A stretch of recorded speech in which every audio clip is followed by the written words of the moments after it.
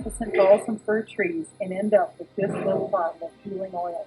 It's pretty interesting. It's amazing. You know, most people, Terry, really do have a hard time comprehending what goes into producing this little bottle of oil. Hey, hi girl, what's up? So I'm gonna just get right into it. This video is very, very intense. I would not advise you watch this video if you're very sensitive to people passing away, especially children, because there is a very disgusting detail that I have to go through talking about this man's life. So I'm just giving that disclaimer right now. Viewer discretion is strongly advised because I will be talking about some troublesome things. And with that said, let's get into the video. Hey, hi girl, what's up?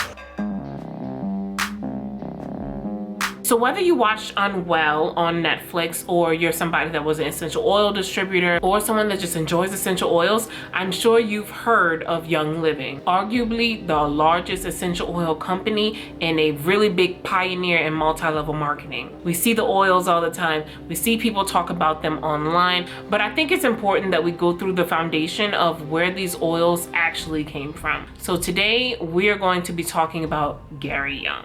So Gary Young is the self-proclaimed father of essential oils. And boy, oh boy, was he something. So on July 11th, 1949, Dr. Donald Gary Young was born. Doctor, right. He was born to a very poor family. He grew up with 5 siblings in a very, very small cabin with his siblings and his parents. Yeah, him, his parents, and 5 siblings in a 30 by 30 foot cabin. Not much is known about his specific childhood, but as a young adult, he purchased a farm. I'm getting right into the nitty-gritty. I'm not wasting any time here. So while working on the farm, he claims that a tree fell on him and shattered his skull, broke 19 bones, and severed his spine. Now, I don't know about you, but if something like that were to happen, usually the person will either end up dead or they would definitely be paralyzed for the rest of their life. Severing your spine, yeah, to me, that sounds like paralyzation.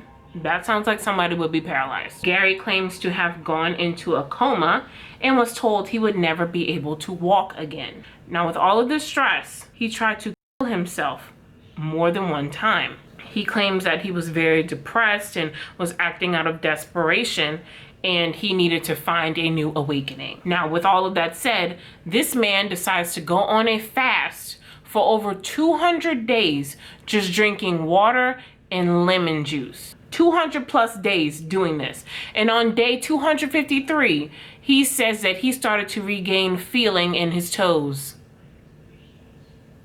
Listen to this. Think about that for a minute. This man claims he didn't do anything for over 200 days except drink water and lemon juice, and somehow, some way, that helped his body regain feeling at the bottom of his toes. Now, this is what's interesting. According to court documents, the accident did occur. As highlighted, Don was involved in a serious logging accident and was hospitalized from February to June of 1973 as the result. He spent from June until October in a wheelchair.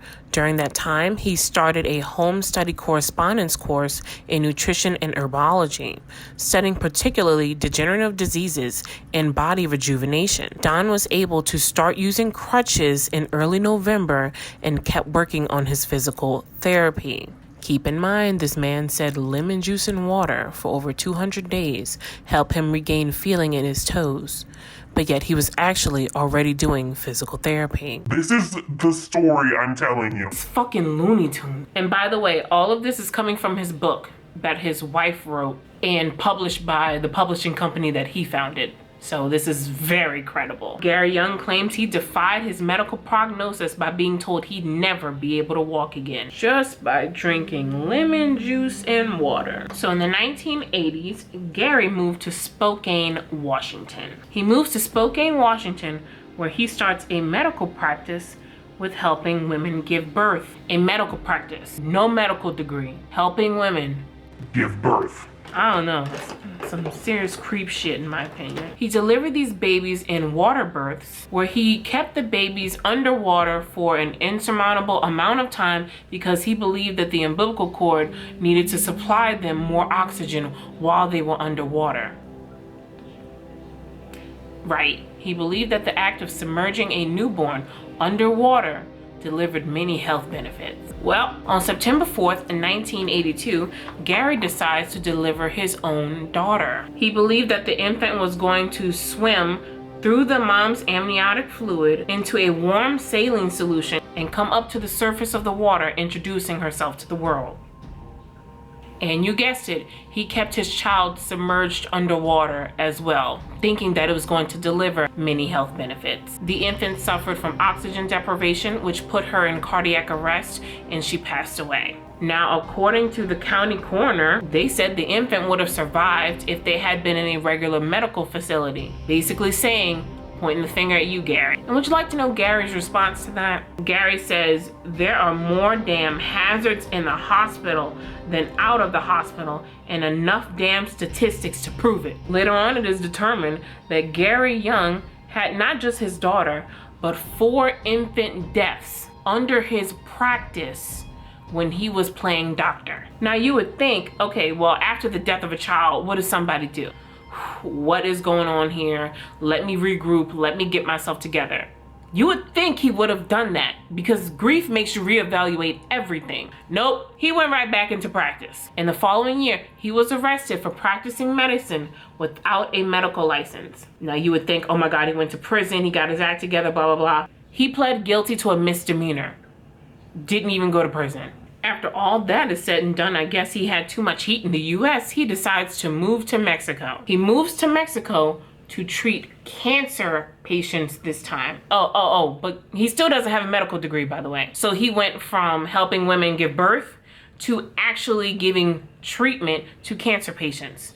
So in Mexico, he treated cancer patients with this drug called Litrol, claiming that it had so many health benefits and that it could even put the person in remission. The problem with Litrol is that it's actually useless with cancer patients and that it is actually very, very harmful for the body. Litrol produces cyanide in your body. Cyanide! And this man, without any backing, without any medical license, okay, not even a biology class, is treating cancer patients with a lethal drug. Think about how bold that is. For somebody to actually go through lengths just to prove that he's somebody he's not. He puts other people at risk without having any knowledge to back him up. I don't know about you, but that sounds like a lot of the people that work for this company. I'm just saying. I said what I said. All right, I'm gonna put on my lashes and I'll be right back. All right, I just finished my makeup because there's so much to get through, but everything will be linked down below. So I'm not sure how many people ended up dying because of his practice in Mexico, but I do know that it did cease.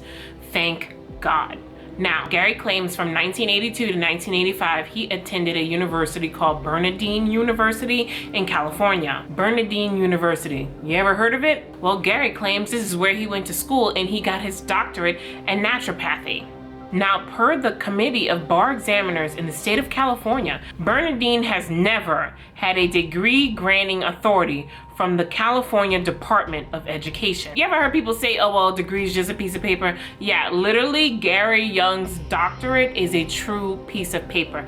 It was a mail-in degree. I don't know about you, but everything with this dude, he's just becoming more and more legit. And with that degree, he decides to open up another clinic in Mexico. In 1986, he opens up the Rosarita Beach Clinic in Tijuana. It is in this clinic that he claims to cure and treat people with cancer and lupus. With his mail-in degree. There were 2 methods of treatment. He used a blood crystallization process and orthomolecular cell therapy. According to his standards, that's what he used. Now, he claims that with $6,000, he could put a cancer patient in remission, and $10,000 would cure your ailment completely. Claims that he has only had around 60 deaths, with thousands of patients being treated. Now, it's very important to note that these patients may not have had any afflictions at all. Gary Young treated the richer people, the more affluent people, the people that had had money and were very interested in alternative medicine. And due to the fact that alternative medicine wasn't as prominent as it is now, he was somebody that they trusted and they wanted to go to for treatment. I do think that Gary Young had a presence to him that people really trusted. I think he was very very probably endearing with his patients, and he really had a good bedside manner, which is why people trusted him to do these alternative treatments. Now, I say these people were not terminally ill because he claims to have been performing all these blood tests and everything. But keep in mind, he did not have a medical license at all and only a fake degree. So who's to say he was right? Who coached and taught him that his methods were credible? Where would his knowledge have come from? Well, here comes the LA Times. So a very credible journalist named John Hurst, who obviously worked for the LA Times, decided to do his own independent study of what the Rosarita Clinic was doing. So fun fact about the clinic, what you could do if you weren't around was send in a blood testing kit. So John reached out to Gary in the clinic and they sent him a kit for him to prick himself and send back. So in this mailed kit, there were several sharp pins and 2 glass slides. Now this is the funny part. So John and his crew decided to have a little bit of fun. So what you would do is you would poke your fingers and you would slide the blood along the glass slides. And then after that, you would mail it back to Mexico. That's right, girl, just put your biohazard and a little bit of film, girl, just send it straight to Mexico. Because that's what credible doctors do. So John and his crew had a little bit of fun with this. So the first sample of blood that they sent in was actually from a 7-year-old tabby cat. And here are the results. The findings concluded that the reporter had aggressive cancer and had it for over 4 years without treatment. This is what they said, not knowing they were examining cat blood.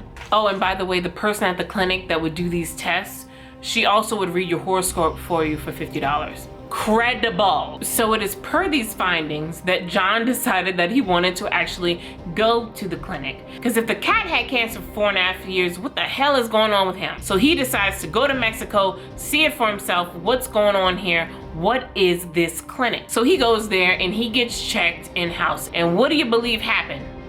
John also had cancer, girl, but it wasn't as aggressive. Now, the Rosarita Beach Clinic recommended that he cleanse and detox his body so that way he can get rid of the cancer, but only with their help, and $2,000 a week, not including vitamins and supplements by Gary's exterior company. This was considered his at-home treatment for his cancer. So the LA Reporter decided to do the at-home treatment and sent in blood slides again for an update. This time, they used the blood of a chicken.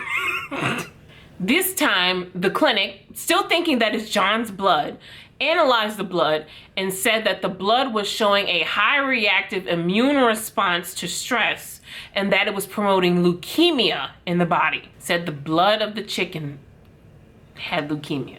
So with this leukemia-ridden chicken, they decide to take this up with an actual doctor at UCLA in California just to see what's going on with this chicken's blood. The doctor at UCLA knew it was chicken blood as soon as it was under the microscope. Chickens have nuclei in their red blood cells, and Gary's clinic didn't even catch that when they were evaluating the blood. And how we know that is because John went back to the clinic and said, hey, we got this evaluated by a doctor at UCLA, and we actually used chicken blood just to see what you guys would say. The representative from Gary's clinic says, and I quote, she said, if it was chicken blood, I didn't know. But if it were human, it would have been an accurate analysis. This was Gary Young's doing. He opened up clinics without a medical license just for the sole fact of stroking his ego, just to say he did it with alternative medicine, and ended up harming and killing whoever knows how many people. I don't even know if we'll ever know the total body count, okay? This man is the founder of the largest essential oil company that we all know and either love or hate. There is no in between. This man that submerged his own daughter underwater because he claimed it gave her health benefits. This man that claimed he could cure cancer with weekly payments in the thousands of dollars. This man is the founder of Young Living. The next part we'll be talking about Young Living, the predatory empire. Gary Young's newest and most successful and damaging business venture.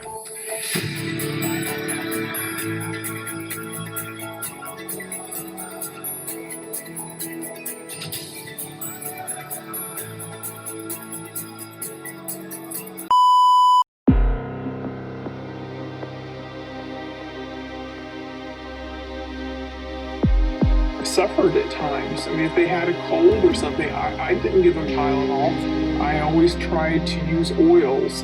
The multi-level marketing company claims over $1.5 billion.